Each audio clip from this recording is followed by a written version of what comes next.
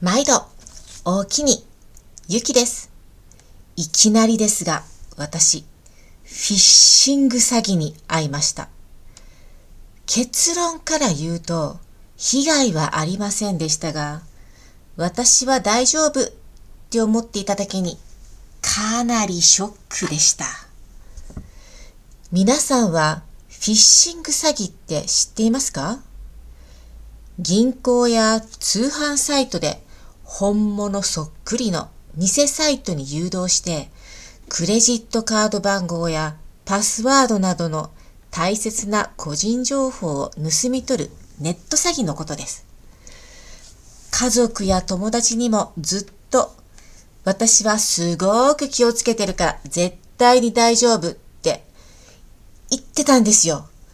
大丈夫って言っている人ほど騙されるんだよね。なんて言ってた私が、はい、騙されました。今回私は見事にクレジットカード番号、しかも2枚の情報を盗まれてしまいました。もうね、これは明らかに私のミスです。あと、犯人側の手口が、それはまあ見事。少し話をすると、とある日本のサイトで物を売りたくて登録したんです。ただ、そのサイトを使うのが初めてで、あんまり勝手が分かってなかったんですよね。それも原因の一つなんですが、まず、個人情報を入力して、売りたい商品を出したんですよ。それで、完了かなって思ってたら、メールボックスに、その登録したサイトそっくりの名前でメッセージが来てたんです。登録した直後にですよ。だから、もうこれは、この会社が何か私にお知らせをくれてるんだ、と思ったんですよね。で、またそこには、問い合わせと書いてあったんで、なんだろうって思ってメッセージを開けたら、詳しくは添付の PDF ファイルを見てくださいだったんですよ。ここでいつもの私なら絶対に開けない PDF をその時は開けたんですよ。なぜかわかりません。そうしたら2枚の PDF のページがあって、入金情報の記載がされていませんから、こちらから入金情報を入力してくださいって書いてあったんですね。で、その時に、確かに、物が売れてから銀行口座とか入れたらいいかなと思って入れてなかったんですが、その PDF に書いてあったリンクをクリックしてしまったんですよ。だからこの時に、物を売る前に、このオンラインショップでは、その入金情報っていうのを入れた方がいいんだと私は解釈したんですね。はい、もちろんアウトですよね。でもその時まだ気がついてなかったんですよ。それでそれをクリックすると入金情報っていうのが出てきて、ドイツではペイパルが主流なので、ペイパルでって思っていたんですね。でも、またそこに、ペイパルという項目もあったんですよ。銀行口座の口座名とかもあったんですよ。ただ、グレーになっていて、選べなくて、クレジットカードしか選べないようになってたんですね。で、また、ここでもいつもの私なら、おかしいって思うんですよ。それが、この日の私思わなかったんですね。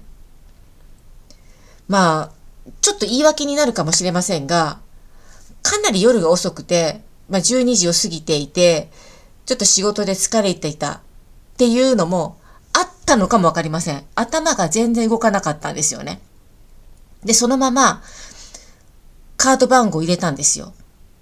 ただ、ここでちょっと私、賢いって言ったらおかしいんですけれども、良かったのは、普通のプラスチックのクレジットカードではなくて、バーチャルのクレジットカードで、しかも使い捨てのカード番号を入れたんですよ。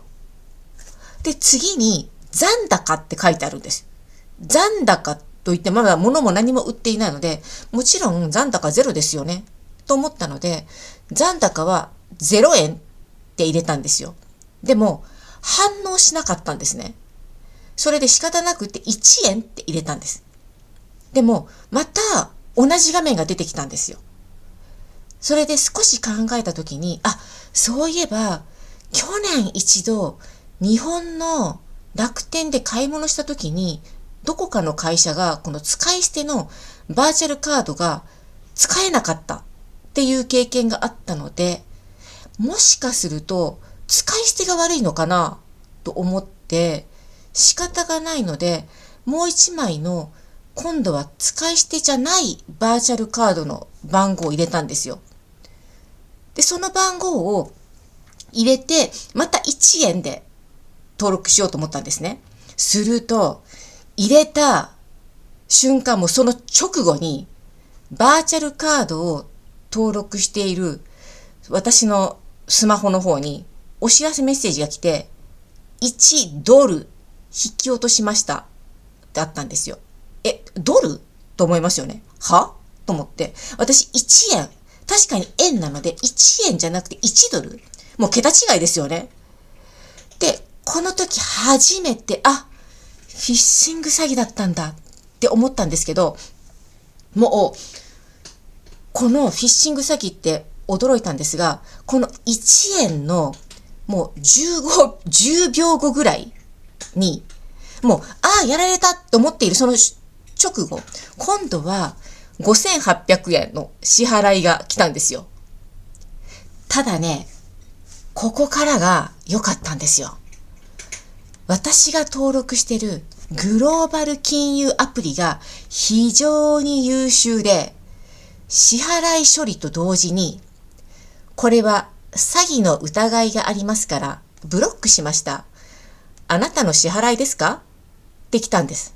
もちろん違うので、違いますと返事をして、そのバーチャルのカードも速攻削除しました。もちろん最初の$1も戻ってきました。だから、被害は本当になかったんです。ただね、やっぱり、これだけ自分を信じていた、絶対に騙されないと思って自分を信じていた私が騙されたっていうので、ショックでしたが、いい勉強になりました。これ、普通のプラスチックのクレジットカードだったら、カード会社に連絡して、なんだかんだってしている間に、どんどんカード決済されていて、もう今頃すごい被害額になっていたと思うんですけれども、私が登録している金融アプリに感謝ですね。もうほんと素晴らしい。フィッシング詐欺被害を未然に防いでくれました。本当に素晴らしいですね。皆さんもクレジットカード情報や個人情報を取り扱う際にはくれぐれも注意してくださいね。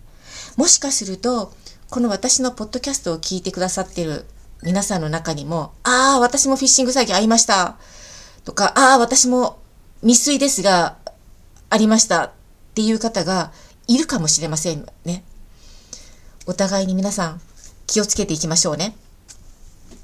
さて、今日の関西弁はほんまです。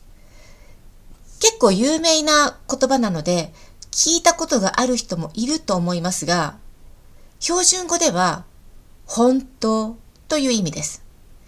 例えば、今日は本当に暑いですね。だと、関西弁だと、今日はほんまに暑いね。という感じになります。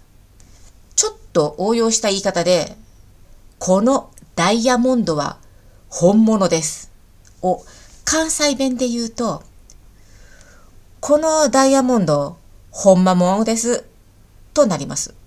このものが関西だともんになるんですよ。面白いですよね。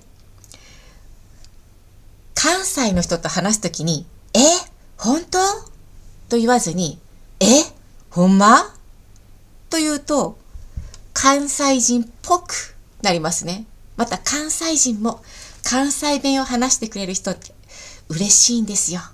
ぜひ皆さん使ってみてくださいね。